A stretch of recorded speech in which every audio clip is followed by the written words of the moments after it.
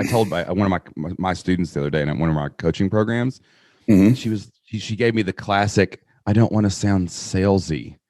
And I'm like, but that wasn't what she was saying. She was saying sleazy is what she meant, but she meant I don't want to sell. She's like, Right. I don't want to tell people that I'm charging for this thing. And I was like, you have to tell people. Chris Ducker, he told me one time, you have to be seen to sell. And that means you got to go out and actually tell people what you're selling, what offer you provide, and what you do, or you don't do it. And what's really interesting, like people say, I don't want to be salesy. And they think that they say that, but they don't really mean they don't want to be salesy. What they mean is they don't want to be convinced. They don't want to be convincing, right?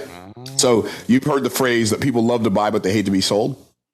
Yep. A chucklehead that couldn't sell came up with that stupid phrase, right? So people love to buy and they love to be sold, but they hate to be convinced. Convincing is not selling. Selling is persuasion. Persuasion and convincing are opposites of each other. Convincing is when I attempt to get you to do something I desire you to do for my reasons. So convincing is all about me. Selling is when I help you make a decision you already desire to make for your own reasons. That's what selling is.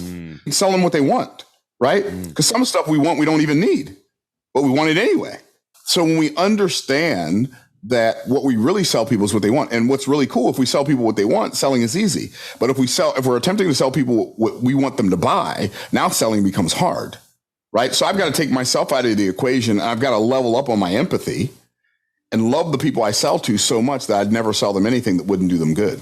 It's almost like, I wonder if people get that guilt from they have convinced people to buy something they didn't want. And then that guilt carries forward because instead of they did lean into I'm just going to get the money. I'm going to extract the money instead of I'm going to serve this people with a solution that they're already looking for. Right. I think that might be part of it for some people, but for some people who've never sold before, the reason they feel that way is because the only sales experiences they remember are the bad ones. Right.